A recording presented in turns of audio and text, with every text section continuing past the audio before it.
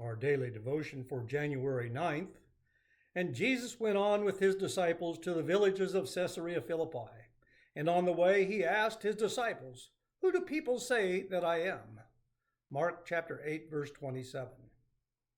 Knowledge is power. You have heard this phrase before. True knowledge is first given from God above.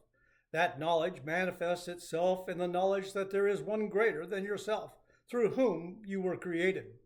The world and the fullness thereof was created through Jesus, the Son of God, who is God in human flesh. Almighty Father, give to all the knowledge given to the Apostle Peter when asked by Christ, "Who do men say that I am?" Give all peoples to know that he is the Christ, the Son of the living God, who came that all men could be saved. Your word, Father, says that you wish that none be lost. Through Jesus Christ we pray. Amen.